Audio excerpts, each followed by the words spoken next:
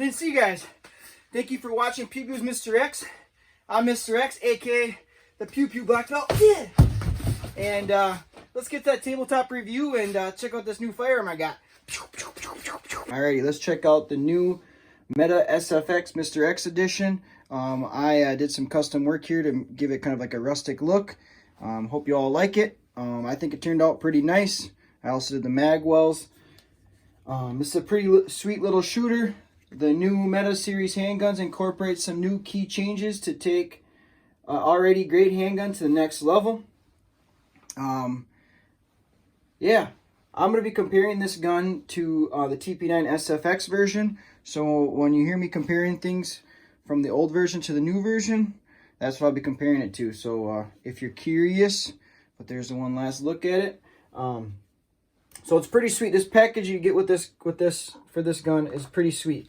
Get this nice little holster, holds the gun really well. You can also interchange these clips, so in the waistband or out of the waistband. That is pretty sweet that they offer that for you.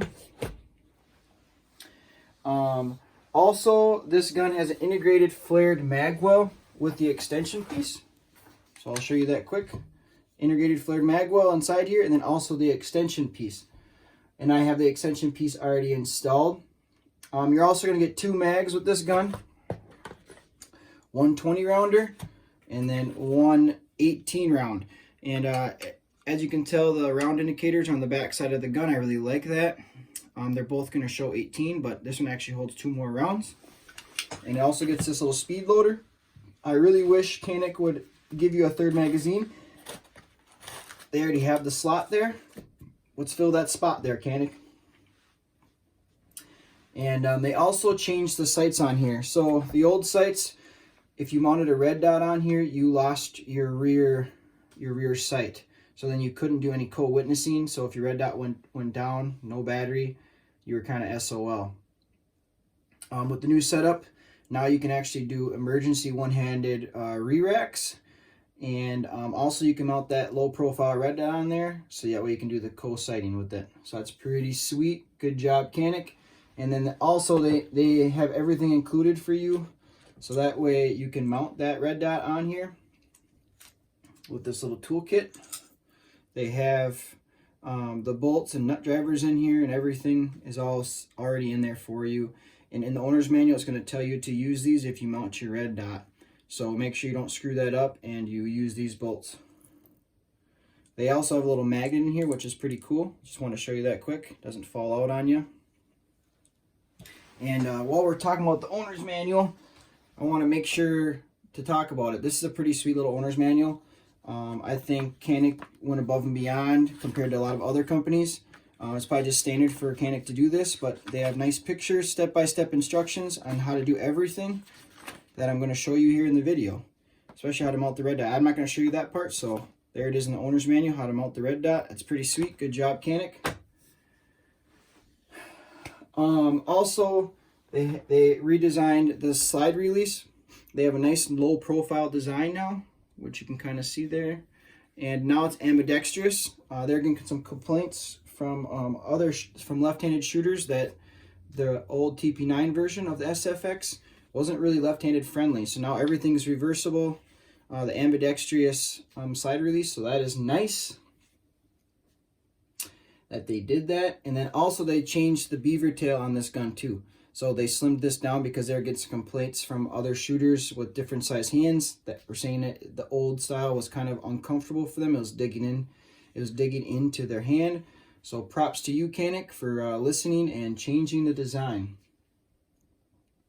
Next, we're going to talk about the loaded chamber indicator. So on top of here, they have this loaded chamber indicator here. Before, you'd have to press check, and they still have those slide serrations, so we can press check. And the slide serrations they have on the front and the back, they're really easy to get a grip, and it's pretty sweet. I'm glad that they have that. The stiffness of the slide really isn't too crazy stiff. I'd say it's pretty average for most 9mm. But let's load up some dummy rounds here so that way I can show you that indicator. Put 2 rounds in the chamber here. All right, you can see how it's flat right now. Okay, let's load one in. Okay, Now you can see the little red part, and you can actually feel it too. Now it's raised, so now you don't really need to do press checks anymore. You'll know there's something in the chamber just by seeing that with the chamber indicator. And also there's an indicator that the firing pin is ready. Props to you, CANIK, for having that on there too. That is a nice little feature. Let's show you that trigger. There's a little bit of air. You hit a little bit of a wall, go a little farther, and then there's the firing pin wall. And then this nice crisp break, no grit. The reset, very quick. Locks open just like it's supposed to. That is pretty awesome. This gun is pretty sweet. Another new feature to this gun too, they changed the trigger guard. It's a double concave trigger cut now, so that we can get your fingers under there nice and tight, and also the support hand under there nice and tight. It also has very, very aggressive grip texturing, which is pretty sweet. I like that they did that. And then if you guys are all curious, this is the 5.2 inch version. This is the 5.2 inch barrel version, and that's a match grade barrel. And if you didn't know what match grade means, that just means it's a really heavy duty barrel that can take a lot of abuse basically, and still be accurate from round 1 to round 100 or whatever you're shooting that day at a quick pace.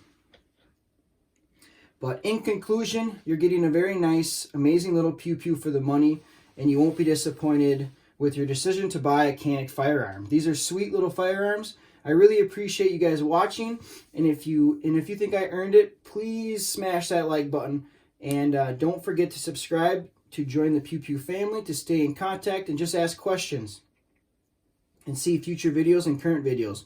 Well, let's get to that range part of the video. See you there.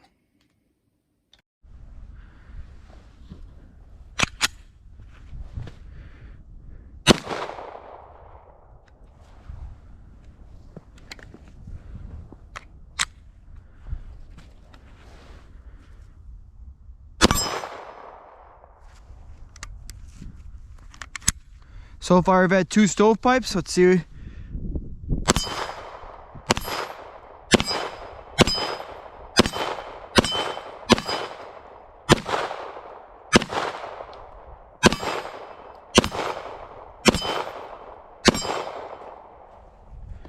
Not too bad. 2 stovepipes out of the gate.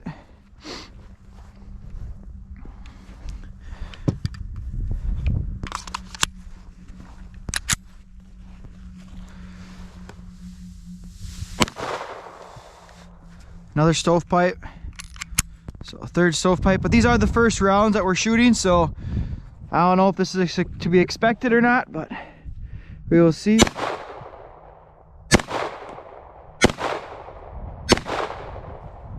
Four stovepipes.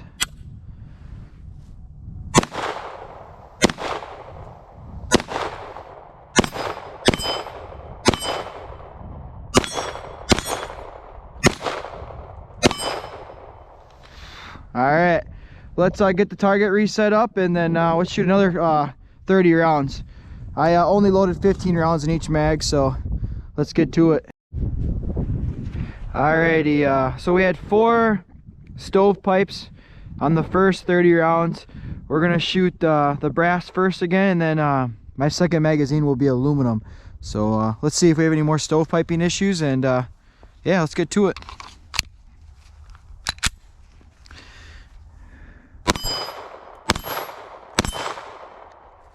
All right, there's another stovepipe.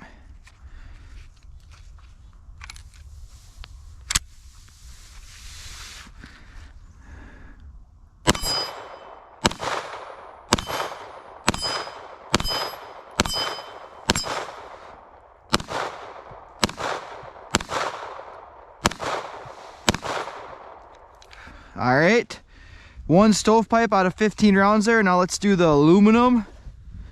Let's get to these aluminum. All right, there you go. There's aluminum rounds. Let's all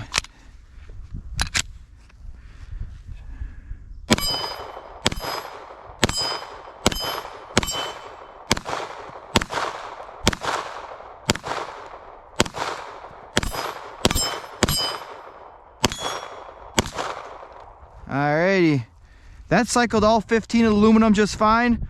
We had 1 more stovepipe on the brass. Let's get another 30 rounds loaded up for y'all, and let's get to it. Alrighty, got the target all set up again, and we'll shoot the brass first. and then we'll shoot the aluminum second. We'll see if any more stovepiping. We're up to like, what, 5 now? So, I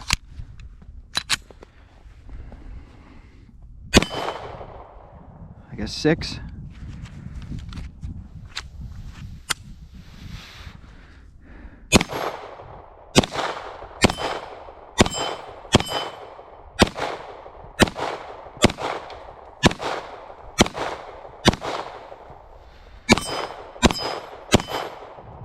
Alright, let's shoot the aluminum now. I wanted to leave 1 bowling pin for the aluminum, so alright, let's get to it.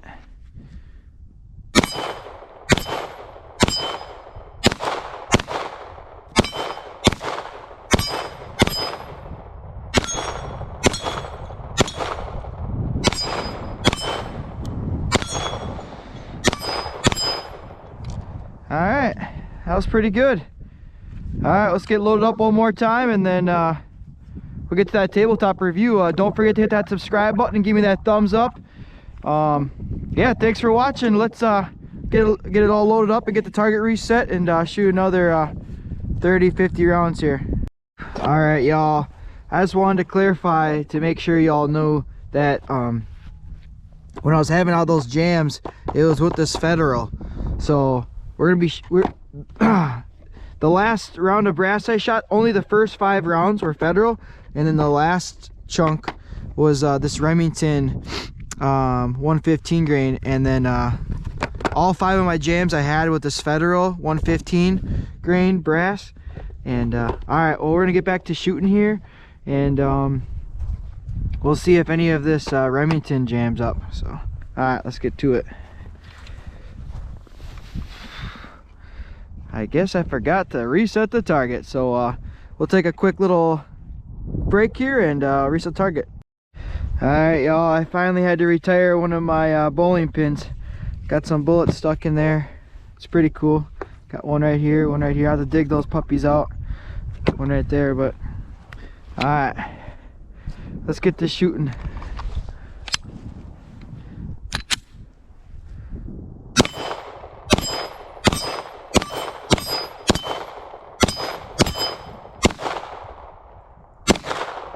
Oh, come on now. There we go.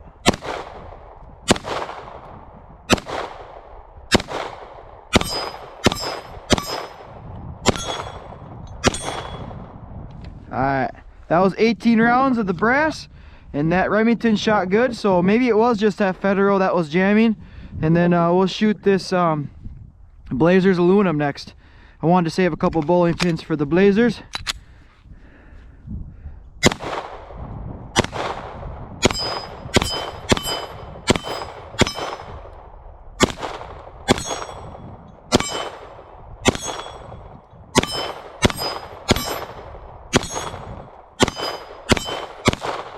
Alright, that was 18 rounds of the Blazers, and shot beautifully.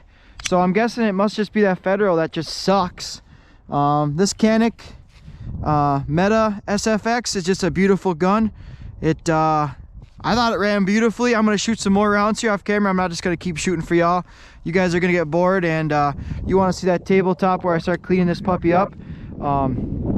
But I want to say thanks again for watching, and don't forget to hit that thumbs up and hit that subscribe button below to see future videos. I got some fun videos coming out next. I got a special guest coming out next week, and I think you'll enjoy that video just as much as this one. Alright, let's get to the inside. It's getting cold out here.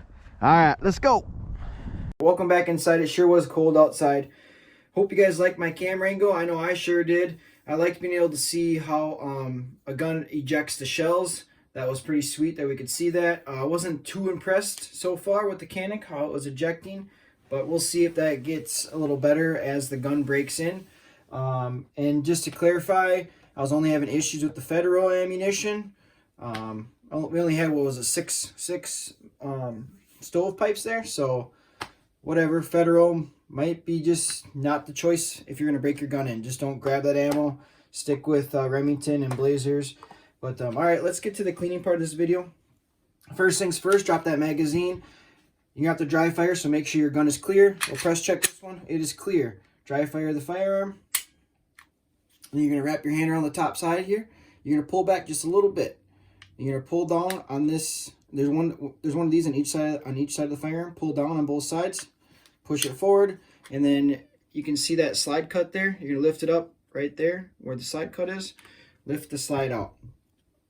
This firearm got really dirty in these areas. I already got this gun cleaned up already to make this video a little quicker. So I'm just going to kind of describe to you where how I clean and where to clean. So right here it gets really dirty. So make sure you clean all this up really nice. Clean up the areas where the slide's moving, especially right underneath these little metal pieces. Clean all that out. And then this wasn't really dirty, but you can clean it up if it does get dirty. And then after you get a lot of rounds, maybe like that 500 to 1,000 round mark, you're going to want to make sure you clean out the mag well. That's going to get pretty dirty. That's pretty easy to do. You just shove some towel down there, oil it up, shove some towels down there, and then you can take your toothbrush, scrub it out. And then another thing to note, if you wait like weeks to months after you shoot your gun and it's really, really dirty still, you're probably going to have to use that toothbrush to scrub all these areas because it'll be caked down, it'll kind of be dry down there. But once you get this all clean, I want you to put a little oil on a Q-tip and then run it along the areas where the slide's always moving. Make sure this is all lightly oiled up. Okay, we'll put this to the side. Next, we'll start with the slide. Take the spring assembly off. Slide your barrel out.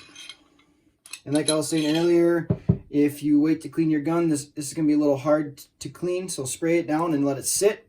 So that way this CLP can really break down the materials if it gets hard in there. If it all gets crusty in there. And this is all-in-one formula. It's a cleaner, lubricant, and preservative. But otherwise, if you're going to do it right after the range, you can just basically spray it down. And then I like to use these little barrel socks. I use these for shotguns, and now I use them for my handguns. You just spray a little oil in the front, spray a little oil in the bristles, spray a little oil back in the front, on the back side here. And usually after one swipe of the barrel is pretty much ready to go. It's clean. But I usually try to do 2 to 3, and you'll see how nice and clean that barrel is. But yeah, that's a pretty sweet part. And then make sure you clean this part of the barrel too. Take your toothbrush, scrub that down so that we have no deposits left over there, and just get it all cleaned up. And then now your barrel's clean, put it aside. Let's go to the slide. Take your toothbrush, you can run it along the edges of the slide here, and then break up all the debris, and then take it right here, and really make sure you get this nice and clean, the face here. Make sure you get underneath that extractor, get all those deposits out from under there, and the face. You really want to make sure this is clean because you can have some issues with your firearm if this is dirty. So make sure you get this area nice and cleaned out. Take your Q-tips, clean that area, make sure it's nice and clean with the extractor. Then you're going to clean it. You can clean out the rails, both sides, clean out the inside here, clean out everything. Just get everything nice and clean. Once everything's clean, put a light coat of oil on here, and then you can take a needle nose. I like to use needle nose. Flatten your Q-tip, nice and flat, and put a little light oil on there, and then lightly oil your slides, the part that's moving all the time. Once you're all done, throw that barrel back inside. Throw your guide rod assembly back in. And just to clarify, your guide rod assembly, it only rests on one area here, and that's this area right here. Make sure it's on that area, not up here. Otherwise, you'll have an issue trying to reassemble your gun because it won't reassemble. Just want to give you that little tip so you don't mess that up. It's all assembled now. Let's throw it back on. All you gotta do is find that groove, that little cutout in the slide, and find that little area on the polymer part of the gun. And then there you go. It's all back together. I just want to say thank you for watching, and don't forget to smash that like button if you think I earned it, aka the thumbs up, and to subscribe to join the Pew Pew family to stay in contact / see future videos. Well, until next time, and thanks for watching. See ya!